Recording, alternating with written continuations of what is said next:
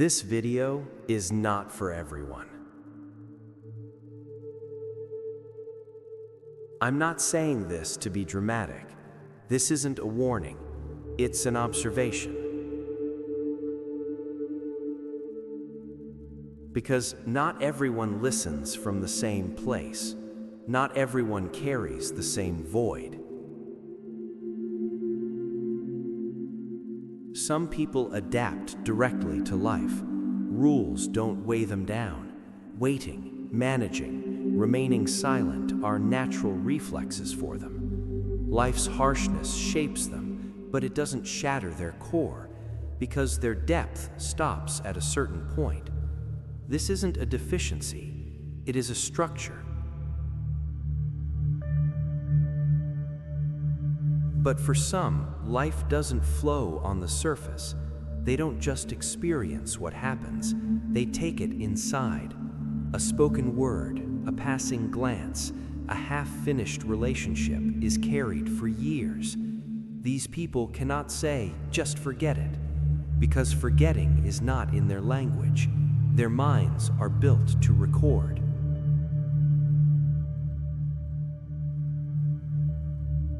If you are in this group, you've likely heard this dozens of times by now. Don't take it so seriously. Don't make such a big deal out of everything. Just go with the flow.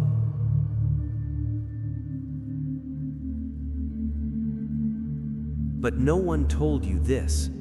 Some people are created not for the flow, but for the depth.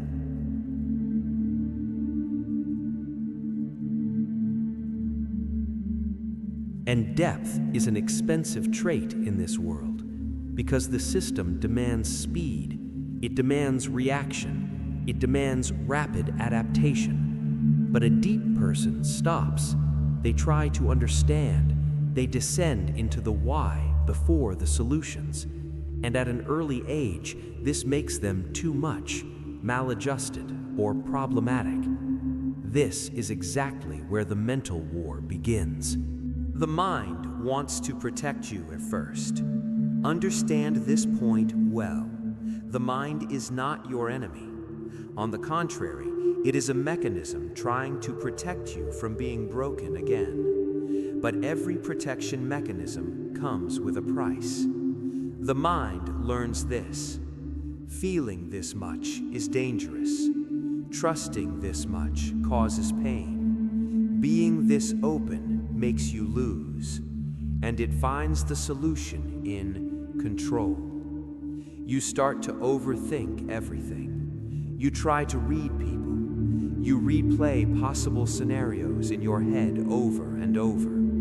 You keep your distance to avoid getting hurt. You lower your expectations to avoid disappointment. From the outside, this looks like maturity, but inside, something else happens. The mind slowly builds a fortress. Fortresses are built for safety, but they also control the exit. Over time, without realizing it, the thing that protects you begins to isolate you. You get close to people, but you don't truly enter. Emotions come, but they aren't fully lived. You pray, but not from the heart, from the mind.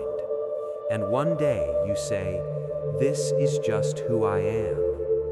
This sentence is critical, because a large part of what you think is your personality is actually a learned defense. You say, "I'm an introvert." Maybe you aren't. You say, "I'm distant." Maybe you aren't. Maybe you just had to carry too much at a very early age. Especially certain people recognize themselves here.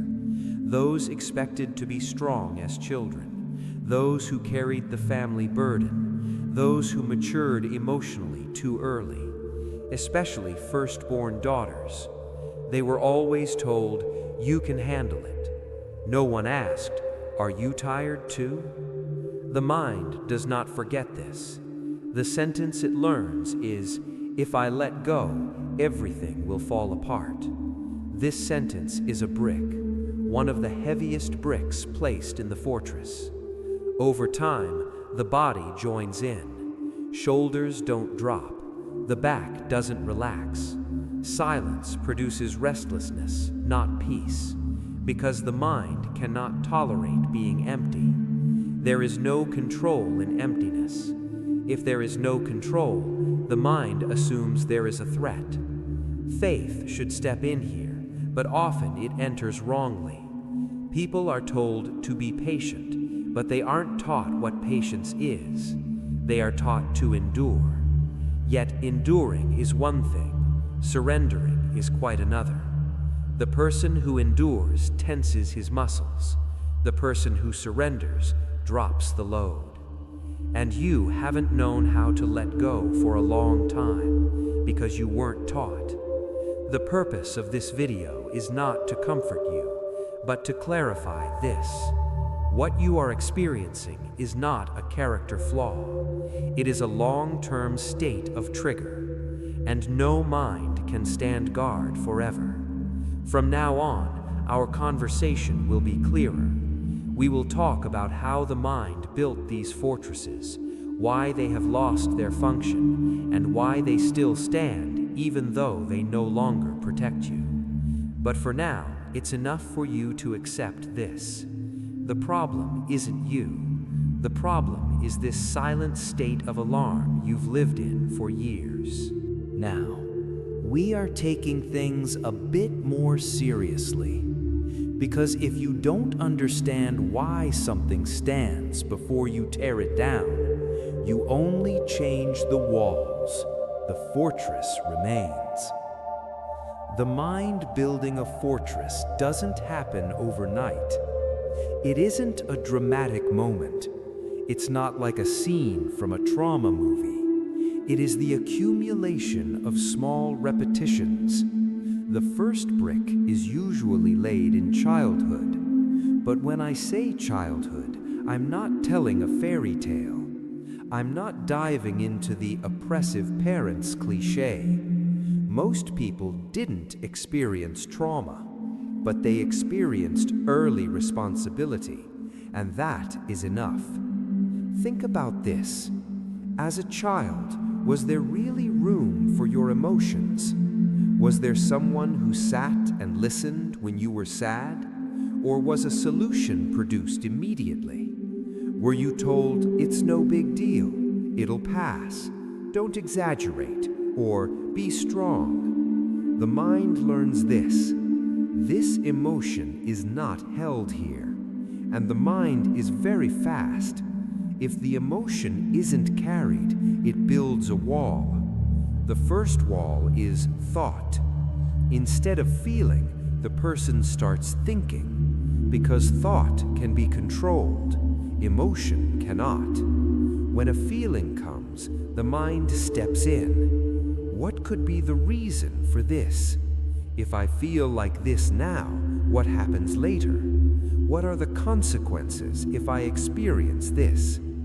Look, this seems smart, and it really works for a while. But what isn't noticed here is this. The mind now begins to live in advance. You experience the consequences before something even happens. You get hurt before someone even says something. You give up before a door even closes. This is where the second brick is laid, the fear of possibility. The mind does not distinguish between real danger and possibility. For the brain, they are the same. It doesn't care if something has happened or if there's just a chance it might. The alarm rings. And if the alarm is on for a long time, this state becomes normalized. People call this character. I'm anxious. I'm cautious. I don't expect much. No, you just never turned off your trigger system. The third brick is more insidious. Recurring internal sentences. These are not said out loud. They usually speak the language of the subconscious. It always happens like this. I always go through this. Whenever things go well, something comes up. These feel like thoughts, but they aren't. They are the voice of habit. and everything that repeats becomes a path in the brain. The science is clear here. The brain strengthens the most frequently used connection. It doesn't want to produce new thoughts. It saves energy. So every time you pass the sentence, "It always happens like this," through your mind, the brain says, "Okay, this is the main road." Over time, alternatives are erased. Actually, they aren't erased. You just learn not to see them. This is where the fortress truly rises. No one imprisons you from the outside. You close the exit routes from the inside. And then comes the most dangerous brick: identity. This is who I am. This sentence is the gate of the fortress, because now you no longer question your thoughts. You make them part of your definition. I am lonely. I am distant.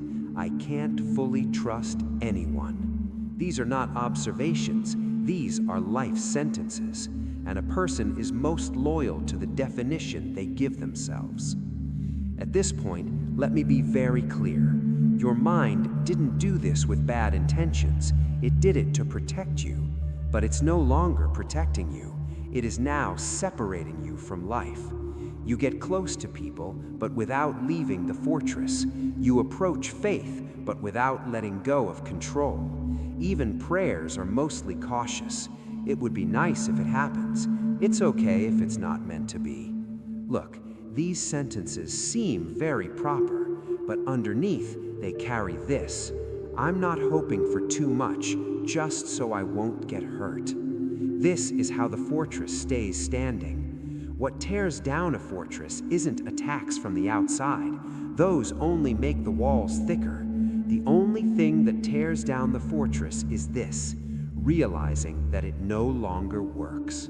And if you've come this far, it means this realization has begun.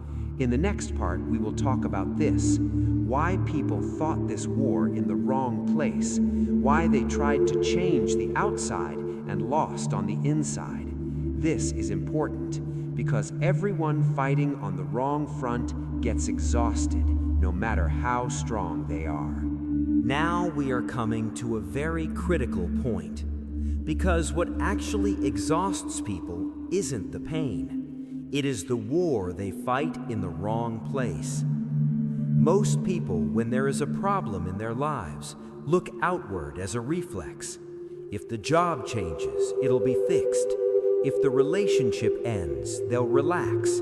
If the city changes, they'll breathe. If people change, everything will be fine.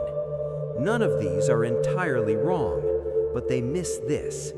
The source of the problem is not outside. It is only being triggered outside. This is why people live the same cycles. Different job, same burnout. Different person, same disappointment. Different environment, same inner constriction. At one point, a person thinks, I guess this is my fate. No, this isn't fate. This is stepping onto different stages with the same internal system. When the mind builds a fortress, you start watching the world from that fortress. And looking from the fortress, everything looks like a threat.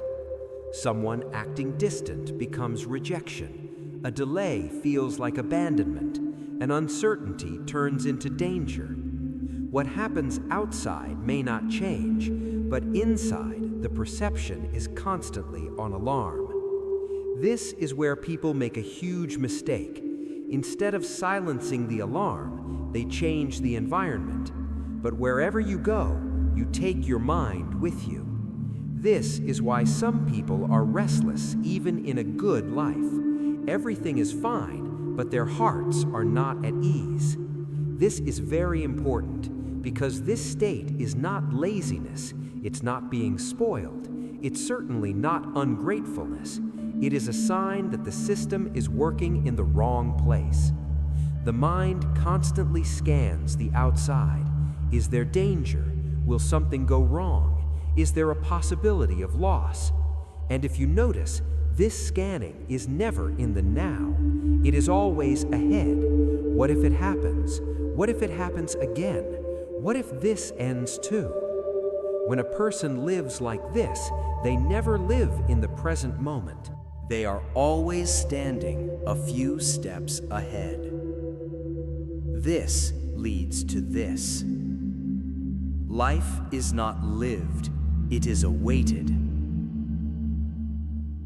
Faith enters wrongly here as well. Many people, even while praying, try to control the outcomes. It would be nice if it happens. I've accepted it, even if it doesn't. Look, this acceptance is not wisdom. It is a reflex to escape disappointment. True surrender does not make the outcome a matter of negotiation, but negotiation is the mind's business. The mind says, if you expect less, it hurts less. But this is a lie. If you expect less, you live less. There is another reason why people fight with the outside world. Looking inside is hard. When you look inside, you encounter these: postponed emotions, unfinished grief, unspoken sentences. These are disruptors of order, and the fortress exists exactly to prevent this. But there is something else. As a person fights with the outside, they feel justified.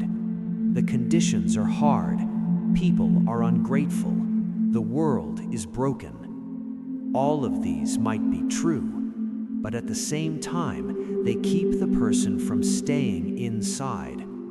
This is why some people struggle for years but never change, because they always struggle from the same place. Without changing the front, the war cannot be won. And the essence of this section is this: the recurring problems in your life are not your deficiency, they are the product of your mind's perspective. Without changing the perspective, the result will not change. In the next part, we will talk about this: why some people don't let go of pain, why they cannot break away from the things they complain about. This is a very uncomfortable topic, but it is the dead center of it all. Up until this point, we have seen this.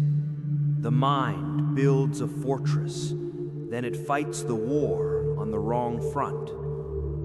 Now we are coming to the most crucial point, because this is exactly where most people truly get stuck. People seem like they want to escape from pain, but if you look closely, most people do not escape from pain. They simply move into another pain. This sounds contradictory, but it is the truth. A relationship ends, a new one begins. The sense of deficiency you are made to feel is the same. A job is left, a new job is started. The same burnout continues. The stage changes, the feeling remains. The reason for this is very clear. The mind considers what is familiar to be safe. When I say safe here, I don't mean good, I just mean familiar. For the brain, an uncertain peace is more dangerous than a familiar pain. That is why many people struggle to let go of their suffering state, because they recognize that state. They know how to act within it. They know where they will be triggered. And in the eyes of the mind, control is more valuable than even pain itself. This is the point where accustomed pain comes into play. Accustomed pain is this: a state that no longer surprises you, but exhausts you. I feel lonely anyway. I always carry the burden. Things always go the hard way for me. These sound like complaints, but in reality, these sentences are definitions of habit. A person takes ownership of what they are used to without even realizing it. After a while, pain becomes a part of one's identity. And something very dangerous happens here. Pain begins to gain meaning. It means I am strong. It means I am deeper. It means not everyone can carry this load. Pay attention. This is not a conscious ego. This is a defense. If a person does not give meaning to what they are experiencing, they collapse. But this meaning sometimes stabilizes the person right where they are. Another reason for clinging to pain is this: if you let go of the pain, a void remains. And the void is the thing the mind hates the most. In the void, your identity is not clear. You have no role. The story that defines you remains suspended. That is why some people pull back when they get close to healing, unconsciously. Just as they are about to relax, they create a problem. Just as everything is about to go well, they return to an old wound. Because healing is not just the end of pain. Healing is the death of the state you are used to. And like every death, this too requires grief. This is why people are afraid of healing. No one says it like this, but this is what happens inside. If I heal, who will I be? What story will I have left to tell? What will make me special? These questions do not circulate in the conscious mind, but they appear in behaviors. This is why some people sacralize their pain. This is teaching me something. This is my path. Attention, pain teaches, but it is not a school. If you stay in the school, you cannot graduate. Pain's duty goes up to a certain point. After that, it must be let go. But if the fortress is still standing, the pain cannot find an exit gate, because the fortress says, if you go outside, there is the unknown. And for the mind, the unknown is more dangerous than even pain. I am making a very clear distinction here. The person who flees from pain does not grow, but the person who lives in pain does not grow either. Growth is passing through the pain, not building a home there. The stagnation you are experiencing is not the presence of pain, it is the pain becoming familiar. In the next part, we will enter a very sensitive area. Why did faith, for many people, add more of a burden instead of bringing relief? Why do some people who pray feel even more trapped? Not everyone likes this part, but it is necessary. Now we are entering an uncomfortable place, because here, most people realize they have been deceiving themselves, and realizing it hurts. Let's be clear. Faith can liberate a person, but when constructed wrongly, it turns into the thickest fortress the mind has ever built. The problem is not faith itself. The problem is faith being hijacked by the mind. Many people, while praying, are actually doing this. They are sanctifying their fear. God, do not take this. God, protect me. God, do not let this happen to me. These sound innocent, but look at the underlying structure. The common point of these sentences is this: I am not safe. When the mind repeats this thousands of times, the brain learns I am in a state of danger. No matter how good the intention is, the brain records repetition, not meaning. This is where prayer stops being a place of refuge and turns into an alarm system. The person thinks they will calm down by praying, but their body tenses up even more, because every prayer is a re-announcement of the threat. At this point, people say, I guess I don't believe enough.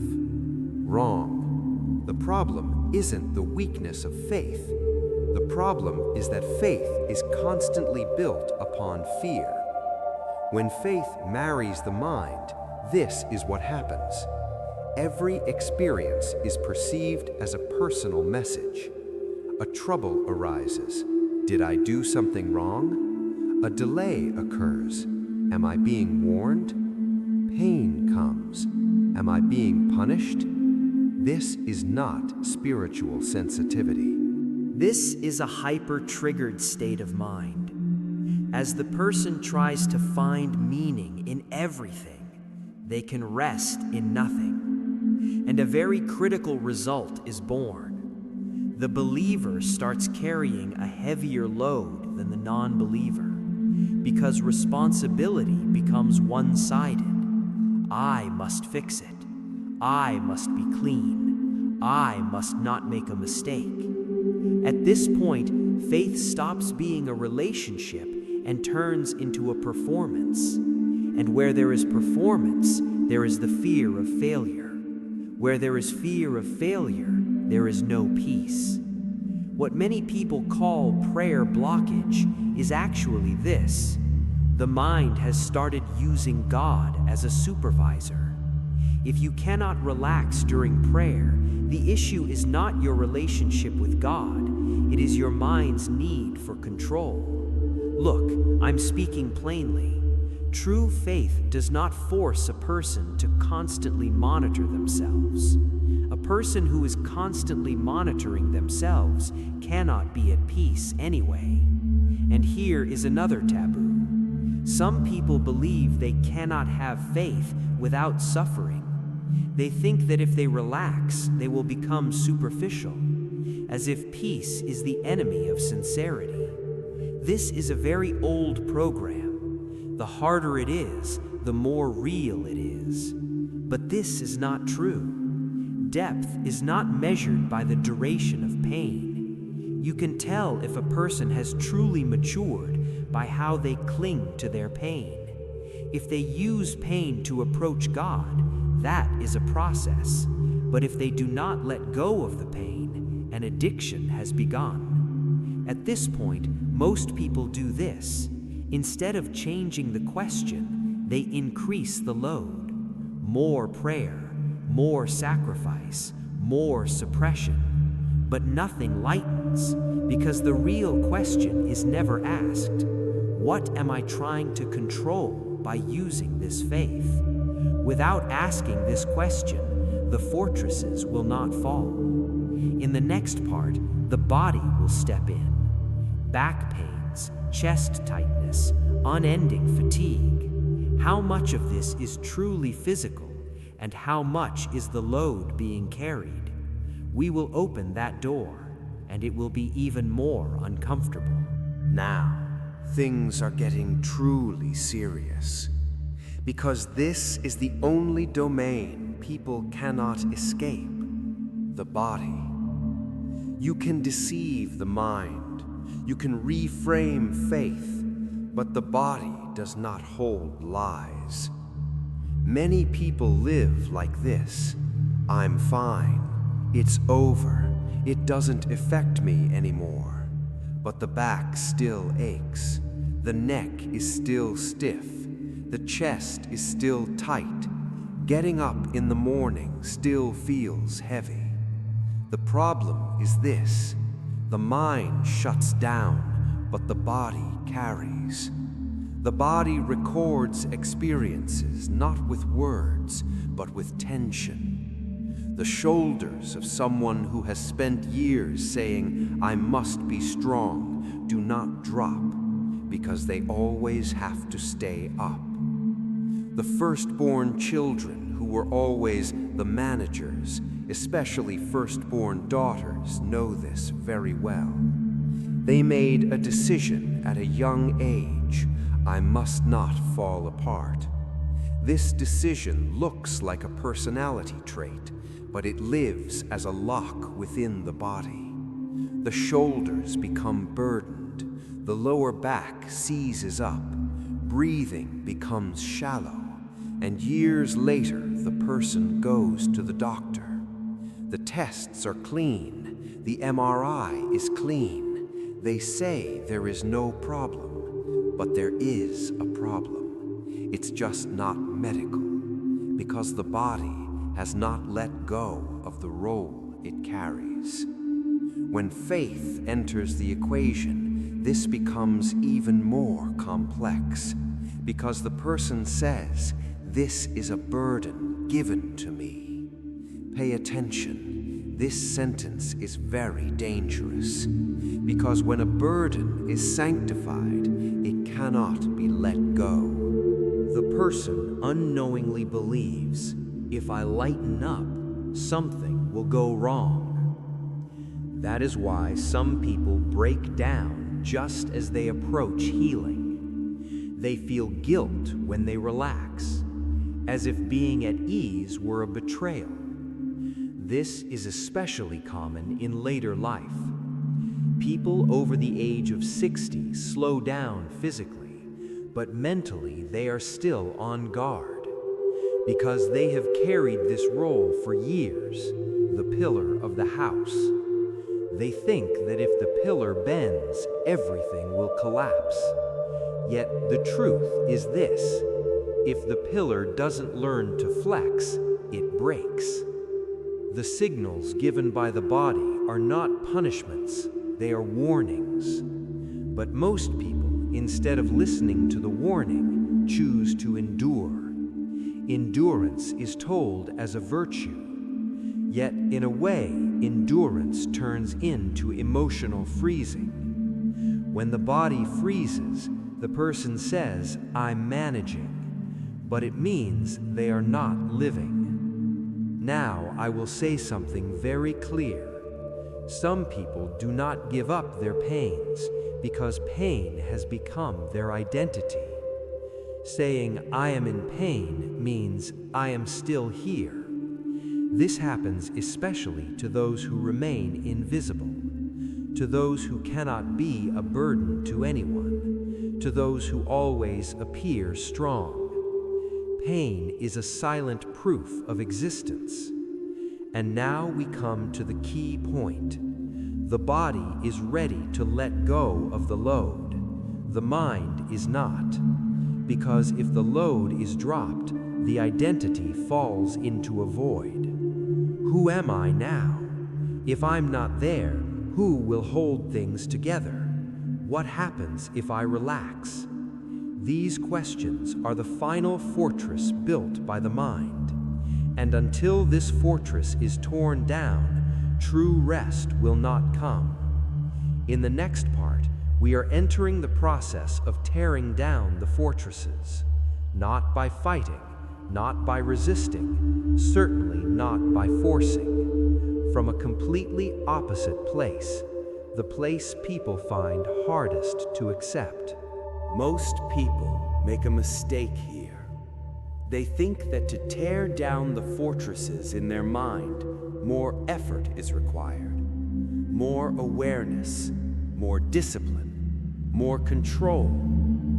But a fortress is a thing that stays standing precisely because of these. The more seriously the mind takes a thought, the more it strengthens it.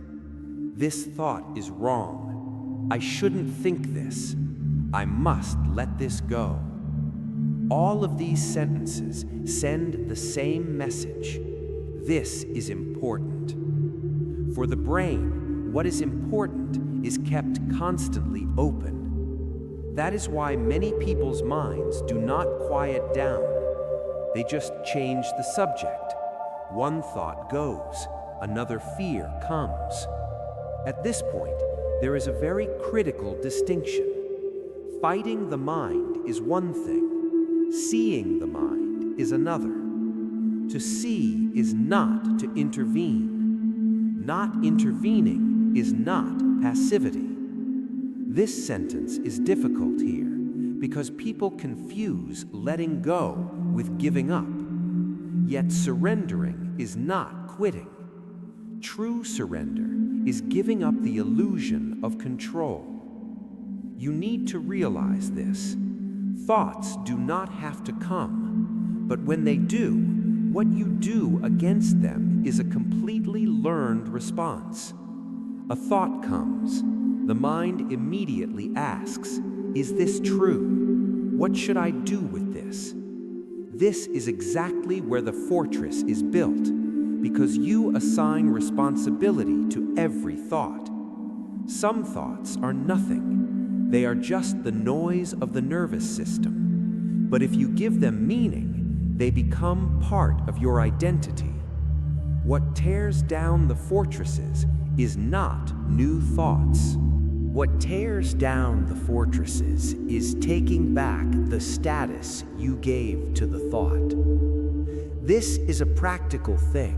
It is not theoretical. When a thought comes, do not try to fix it. Do not try to chase it away. Do not try to find meaning in it at all. Just notice this. This too is coming. That's all. Because it is so simple, the mind does not want to accept it. Because the mind feels valuable through complexity. But the simplest things are the ones that meet the most resistance. There is another trap here. Some people, while doing this practice, say this: "Am I doing it wrong? Why is it still coming?" Because the goal is not for it not to come. The goal is not to manage it. If a thought comes and does not pick a fight with you, the job is done. When the fortresses are torn down, silence does not arrive. Lightness arrives. The total silence of the mind is not the goal. The goal is for the mind to fall from its position as the center. After this happens, something very interesting occurs. The person becomes less ruthless towards themselves because the internal supervisor is exhausted. And here is one last truth. Some people are afraid of tearing down the fortresses because someone lives inside. Pain is identity. The load is familiar. Tension is normal. If you let go, you don't know who you will be. But let me tell you this: not knowing is safer than remaining in a state you do not want to be in. In the next part, we will put the final period. That is the place of no return. If you have come this far, I can tell you this clearly. You will no longer be able to return to exactly who you were. This is not a threat, it is a consequence. Because once a person sees a mechanism, they cannot act as if they haven't seen it. If they do, they pay the price. Now, I am going to tell you something honest. Most people won't say this. Not every transformation is good for everyone. Some people do not feel relieved when they wake up. Some are not more peaceful. Some are never happier. But they are clearer. And this clarity is not a soft thing. Until now, what held you back was not the pain itself. It was the meaning of the pain. This pain made me strong. If it weren't for this load, I'd fall apart. This loneliness made me who I am. All of these are half-truths, but half-truths build cages in the long run. Something can help you stand up, but it cannot carry you forever. You cannot spend a lifetime on crutches. I am making a very clear distinction here. What worked in the past might be what is holding you back today. And accepting this is heavy for a person's pride. Because the mind says, does this mean I endured all that time for nothing? No, it wasn't for nothing, but its time has expired. A door can let you in, but you cannot live in the doorway. Now, I ask you again, which role are you still playing? The strong one the carrier, the one who stays silent, the understanding one, the self-sacrificing one. These roles once allowed you to survive, but now they might be preventing you from living. Most people do not let go of their roles, because if they do, they will have to settle their accounts. Why did I stay silent? Why didn't I set boundaries? Why did I always hold everything together? These questions are uncomfortable.